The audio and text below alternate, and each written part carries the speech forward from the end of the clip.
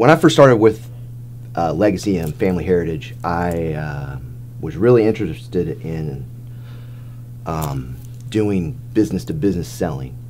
And one of my managers, a couple of my managers, suggested that I start in the residential to get my feet wet. And so I did that. And it was great because I had sold books, and so it was very similar. I remember actually making a sale to a stranger my very first day.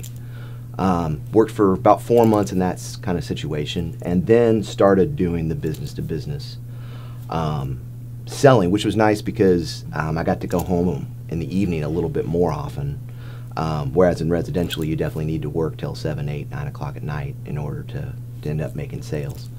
So the nice thing was I was able to do that, and then a few months later I'd worked in a couple of school districts and it had been great.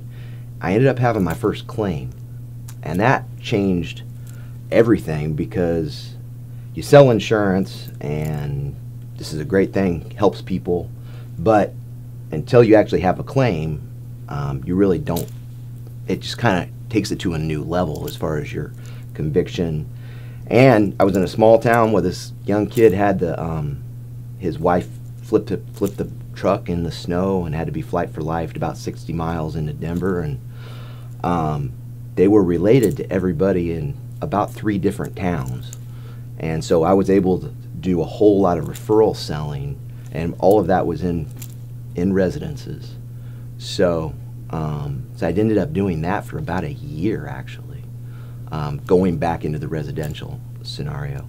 At that point, the other part of our career that's wonderful is the opportunity to recruit people and train them.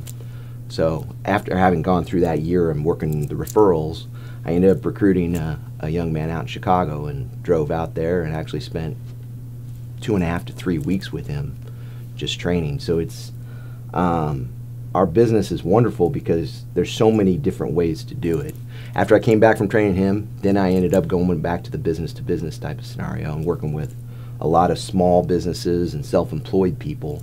So I literally would look people up, and in the evening a lot of times I'd go call on somebody who's self-employed at his house, a business owner, knocking on his door, and then during the day I was calling on small mom and pop shops, 5 to 10 employees maximum, which is interesting because now I'm calling on more of the larger businesses, because it ended up that my best production did come when I was able to get into do enrollments in larger companies.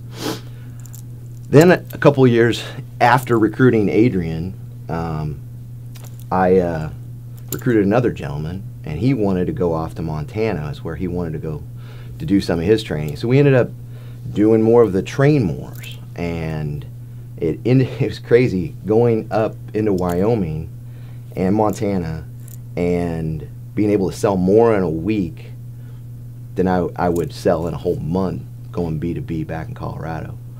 And so kind of became a little bit of a travel person, where I would go out and work and just do really, really, really well in residences and in businesses, and then come home and have some time off, which was just a wonderful thing about our business, having that flexibility and freedom.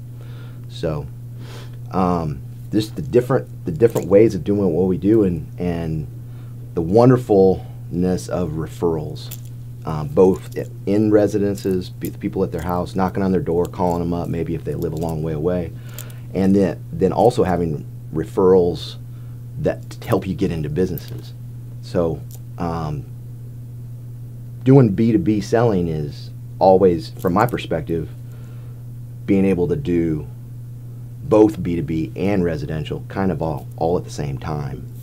And so knowing how to do that, now I'm a much better trainer because I can work in businesses. I feel comfortable there. I can work at door to door, feel comfortable there. And when I'm out selling, it's so much is based on referrals. In fact, just last week I got into another union, and I hadn't worked much during that week, but I was able to get into a union based on a referral that I'd had from previous work up in Wyoming, but this one was down in Colorado. So.